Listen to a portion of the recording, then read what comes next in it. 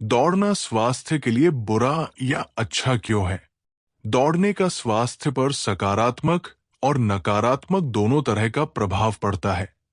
ये इस बात पर निर्भर करता है कि इसे कैसे किया जाता है, आवृत्ति, तीव्रता और व्यक्तिगत स्वास्थ्य की स्थिति क्या है। यहां बताया गया है कि दौड़ना आपके स्वास्थ्य के लिए अच्छा या बुरा क्यों हो सकता है। स्वास्थ्य के लिए दौड़ने के लाभ कार्डियोवैस्कुलर स्वास्थ्य में सुधार करता है।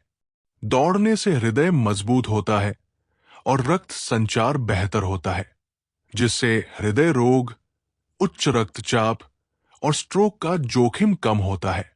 नियमित रूप से दौड़ने से कार्डियोवैस्कुलर सहन शक्ति और दक्षता बढ़ती है। वजन प्रबंधन में सहायता करता है। दौड़ना एक प्रभावी कैलोरी बर्निंग व्यायाम है, जो इसे वजन घटाने या स्वस्थ वजन बनाए रखने के लिए बहुत अच्छा बनाता है। ये चयापचय को बढ़ावा देता है और वसा को कुशलता से जलाता है। मांसपेशियों और हड्डियों को मजबूत करता है।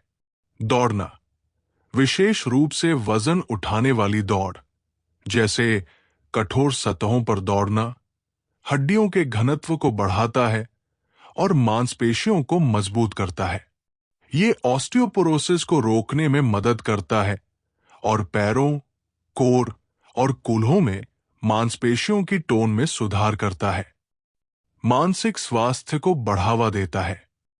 दौड़ने से एंडोर्फिन निकलता है, जिसे अच्छा महसूस कराने वाले हार्मोन के रूप में जाना जाता है, जो तनाव, चिंता और अवसाद को कम करने में मदद कर सकता है। ये नींद की गुणवत्ता में भी सुधार करता है और धावक की ऊंचाई के माध्यम से मूड को बेहतर बनाता है। फेफड़ों की क्षमता बढ़ाता है। नियमित रूप से दौड़ने से फेफड़ों की क्षमता में सुधार होता है और श्वसन की मांसपेशियां मजबूत होती है।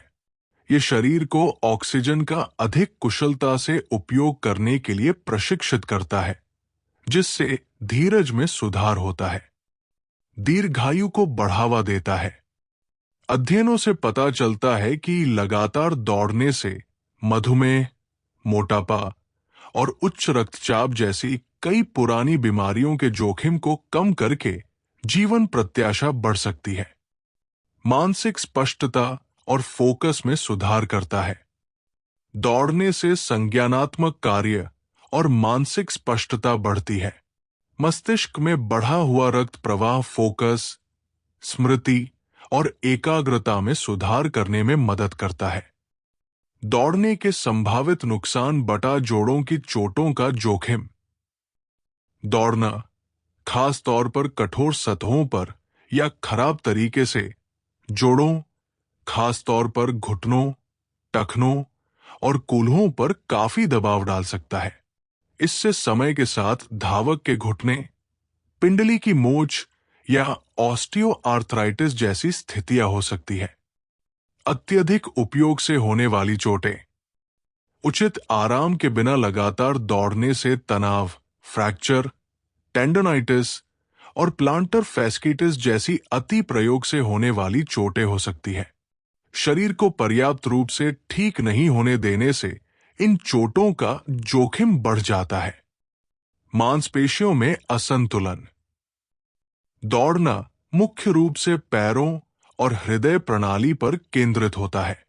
संतुलित व्यायाम दिनचर्या के बिना, जिसमें शक्ति प्रशिक्षण, लचीलेपन के व्यायाम और स्ट्रेचिंग शामिल है, मांसपेशियों में असंतुलन हो सकता है। अत्यधिक प्रशिक्षण से हृदय पर भारी पड़ सकता है। लंबे समय तक अत्यधिक दौड़ना, खास तौर पर उच्च तीव्रता पर, हृदय पर दबाव डाल सकता है और कुछ लोगों में हृदय अतालता या अन्य हृदय संबंधी समस्याओं के जोखिम को बढ़ा सकता है। संयमित और संतुलित व्यायाम दिनचर्या महत्वपूर्ण है। प्रतिरक्षा प्रणाली पर प्रभाव।